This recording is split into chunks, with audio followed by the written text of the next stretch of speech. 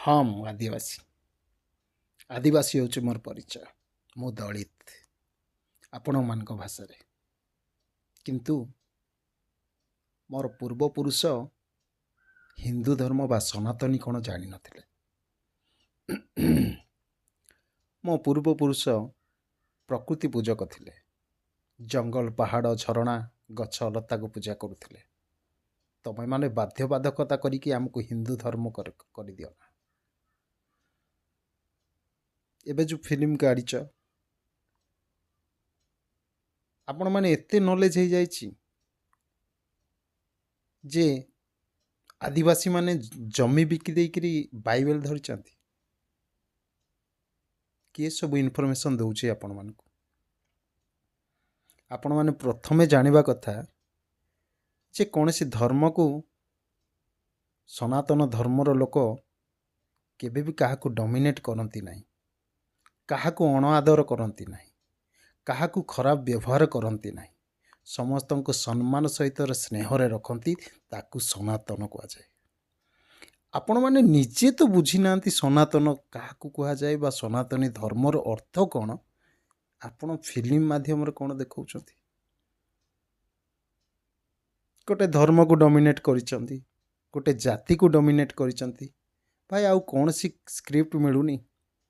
ଯଦି ସ୍କ୍ରିପ୍ଟ ମିଳୁନି ତାହେଲେ ଗୋଟେ ଅଡ଼ିସନ୍ ଟାଇପ୍ର କରୁନ, ଓଡ଼ିଆ ଇଣ୍ଡଷ୍ଟ୍ରି ଆଗକୁ ଯିବ। ପିଲାମାନେ ନୂଆ ନୂଆ ସ୍କ୍ରିପ୍ଟ ବନେଇବେ, ନୂଆ ନୂଆ ସ୍କ୍ରିପ୍ଟ ପଢ଼ିକିରି ଫିଲ୍ମ ବନେଇବ। ଆଉ କିଛି ମିଳିଲାନି, ଆଦିବାସୀମାନଙ୍କୁ ଗୋଟେ ଶସ୍ତା ଭାବିଦେଲ, ପାଇଗଲ କନସେପ୍ଟ ଯେ କିଛି ଟଙ୍କାରେ ଆଦିବାସୀମାନେ ଧର୍ମ ପରିବର୍ତ୍ତନ କରନ୍ତି। ଆଜି ଆଦିବାସୀମାନେ ଧର୍ମ ପରିବର୍ତ୍ତନ କରିବାର ମୁଖ୍ୟ କାରଣ କିଏ ଜାଣିଛ?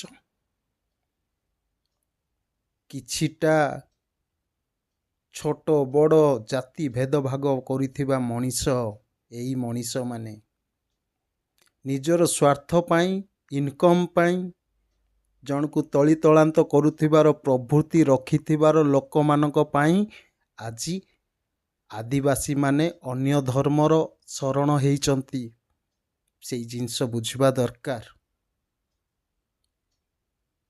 ତମେ ତମ ଘରେ ପୂରେଇ ଦେଉନ, ତମେ ଆଦିବାସୀମାନଙ୍କୁ ଛୁଇଁ ପାରୁନ, ଛୁଇଁଲେ ମାରା ହେଇଯାଉଛ। କିନ୍ତୁ ଦରକାର ଆବଶ୍ୟକ ଜୀବନ ସହିତ ଯେତେବେଳକୁ ସଂଗ୍ରାମ କରୁଛ, ସେତେବେଳେ ଆଦିବାସୀ ବା ତଳ ଛୋଟ ଜାତିର ବ୍ଲଡ଼ ବୋଲି କେବେ ଚିହ୍ନୁନ।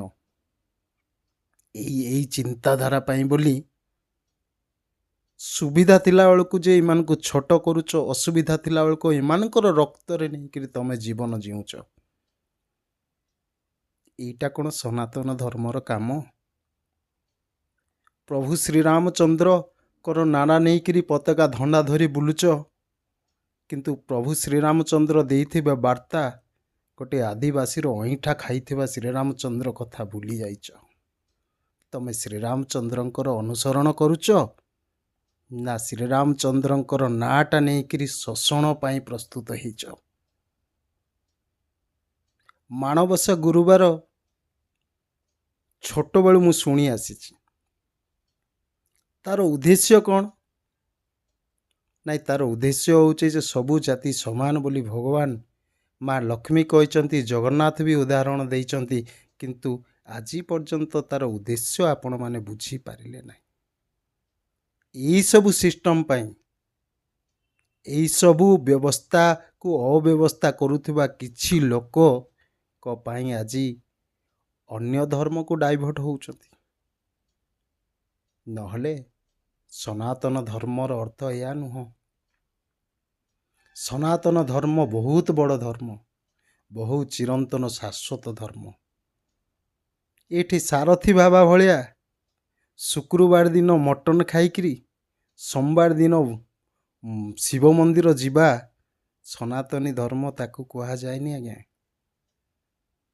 ଜୀବକୁ ଦୟା, ଅନ୍ୟକୁ ସମ୍ମାନ, ଅନ୍ୟକୁ ମିଠା ବଚନ, ଅନ୍ୟର ହିତକାଂକ୍ଷୀ ଭାବିବା ହେଉଛି ସନାତନ ଧର୍ମ। ଆଉ 100 ଟଙ୍କା ଦକ୍ଷିଣା ଦେଲାନି ବୋଲି ତାର 14 ପୁରୁଷା ପାଟି କରି ମାନେ ଧ୍ୱଂସ ହେଇଯାଉ ବୋଲି କହିବା, ଏଇଟା ସନାତନୀ ଧର୍ମ ନୁହଁ। ପ୍ରକୃତରେ ଫୁଲ ର ମାଳ ନ କରି ପ୍ଲାଷ୍ଟିକ ଫୁଲ ମାଳ ଚଢ଼େଇକିରି ସବୁ ମନ୍ଦିର ଜାଗା ଗାଡ଼ି ଘୋଡ଼ାରେ ସବୁ ପ୍ଲାଷ୍ଟିକ ଫୁଲ ମାଳ ବେପାର କରିବା ଏଇଟା ସନାତନୀ ଧର୍ମ ନୁହଁ। ଜାଣି ରଖନ୍ତୁ ଆପଣମାନେ, ଆଦିବାସୀ ଲୋକମାନେ ଏତେ ଶସ୍ତା ନୁହନ୍ତି। କ'ଣ କହିଛ ସେ ଫିଲ୍ମରେ? ନାଇଁ ପାଠ ପଢ଼ନ୍ତି ନାହିଁ ଆଦିବାସୀ ଲୋକମାନେ। ବାବୁ, ପାଠ ପଢ଼ିବାକୁ କିଏ ଦେଇନଥିଲା ଆଦିବାସୀମାନଙ୍କୁ ଠିକ୍ ମନେ ଅଛି ତ? ଡକ୍ଟର ଭୀମରାଓ ଆମ୍ବେଦକରର ଷ୍ଟୋରି ଜାଣିଛ ତ? କିଏ ବାରଣ କରିଥିଲା ଡକ୍ଟର ଭୀମରାଓ ଆମ୍ବେଦକରକୁ? ସ୍କୁଲରେ ଛୁଁ ନଥିଲା କିଏ? ମୁସଲିମ ଭାଇମାନେ ନା ଖ୍ରୀଷ୍ଟିଆନ ଭାଇମାନେ? ଏଇ ଆମରି ଲୋକମାନେ ଯେଉଁ ଆଜି ସନାତନ ଧର୍ମର ଯେଉଁ ପତାକା ଧରିକି ଠିକା ନେଇଛ ନାହିଁ, ତମମାନେ ହିଁ ବାରଣ କରିଥିଲ ଆମମାନଙ୍କୁ। ଦୀର୍ଘ ବହୁତ ବର୍ଷ ଧରି ଆମମାନଙ୍କୁ ଏଜୁକେସନରୁ ଦୂର ରଖିଥିଲ। ଆଜି ବି ଆମମାନଙ୍କୁ ମଣିଷ ଭଳିଆ ଭାବୁନ। ଆମମାନଙ୍କୁ ଛୁଇଁଲେ ଗାଧଉଛ। ଏଇଟା ଶ୍ରୀ ରାମଚନ୍ଦ୍ର କହିଥିଲେ। ଏଇଟା ଶ୍ରୀ ମର୍ଯ୍ୟାଦା ପୁରୁଷ ରାମଚନ୍ଦ୍ରଙ୍କର ସ୍ୱପ୍ନ। କିଛି ନ ଜାଣିକିରି ଫିଲ୍ମ ବନେଇବା ବା କୌଣସି ଜାତି ଉପରେ ଡମିନେଟ୍ କରିବା ଛାଡ଼ନ୍ତୁ। ନିଜେ ଆଗ ଚିନ୍ତା କରନ୍ତୁ କେଉଁଟା ଠିକ୍ କେଉଁଟା ରାଇଟ୍, ଆଉ ଫିଲ୍ମ ବନେଇବା ବା ମନ୍ତବ୍ୟ ଦେବା। ନହେଲେ ଆଗାମୀ ଦିନରେ ଏଇସବୁ ଜିନିଷ ଚଳିବ ନାହିଁ। ଆଦିବାସୀମାନେ ଗୋଟେ କିଙ୍କର ଆଉ ଛୋଟ ମାନେ ଅତି ହୀନ ବୋଲି ଭାବନ୍ତୁ ନାହିଁ। ଏଇମାନେ ହେଉଛନ୍ତି ମୂଳ ନିବାସୀ ଏଇଠର। ଆମେ ଛନ୍ଦ କପଟ ମୋହମାୟା ଏସବୁ ଭିତରେ ଯାଉନା ବାବୁ। ତମେ ବିଜନେସ୍ ପାଇଁ ବହୁତ କିଛି କରିସାରିଲଣି। ହେଲେ ବି ଆମେ କହୁନୁ, ତମେ ନଙ୍ଗଳା ହେଇ ଷ୍ଟେଜରେ ନାଚ, ବା ଯୌତୁକ ଦେଇନୁ ବୋଲି ଗୋଟେ ଝିଅ ବୋହୂଙ୍କୁ ମାରିଦିଅ, ବା ମନ ଇଚ୍ଛା ଆସିକିରି ଆବୁଲ ତାବୁଲ ସୋସିଆଲ ମିଡ଼ିଆରେ ଗପି ଚାଲ, ବା 40,000 ଲକ୍ଷ ଭୂତ ଆଣିକିରି ରାତାରାତି ଷ୍ଟାର ବନିଯାଅ। ଏଇସବୁ ଚିନ୍ତାଧାରା, ଏଇଭଳିଆ ହୀନ ମାନସିକତାର ମଣିଷ ଏ ଆଦିବାସୀର ଜାତି ନୁହଁ। ଏ ଆଦିବାସୀର ଜାତି ନ୍ୟାଚୁରାଲ ମଣିଷ, ଆଉ ନ୍ୟାଚୁରାଲ ଜିନିଷକୁ ସେମାନେ ସମ୍ମାନ ଦିଅନ୍ତି।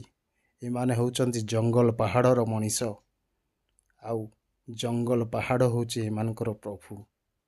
ଆଉ ତମେ ମନ ଇଚ୍ଛା ସ୍କ୍ରିପ୍ଟ ବନେଇକି ଏଇସବୁ ଆଲୋଚନା କରନ୍ତୁ ନାହିଁ। ପ୍ରକୃତରେ ସବୁଠୁ ବଡ଼ ଧର୍ମ କିଏ ଜାଣିଛ? ସବୁଠୁ ବଡ଼ ଧର୍ମ ହେଲା ମଣିଷ ଧର୍ମ, ମାନବ ଧର୍ମ। ଯିଏ ପ୍ରକୃତରେ ମଣିଷ ହେଇଥିବ, ଅନ୍ୟକୁ ସାହାଯ୍ୟ କରୁଥିବ, ଅନ୍ୟକୁ ଶାନ୍ତି ଦେଉଥିବ, ଅନ୍ୟକୁ ହିତରେ ଚାହୁଁଥିବ, ସେଇ ମଣିଷ ହେଉଛି ସବୁଠୁ ଭଲ। ଆଉ ସେଇ ସବୁ ଧର୍ମଠୁ ମାନବ ଧର୍ମ, ମନୁଷ୍ୟ ଧର୍ମ ହେଉଛି ସବୁଠୁ ଶ୍ରେଷ୍ଠ। ରହିଲି, ନମସ୍କାର।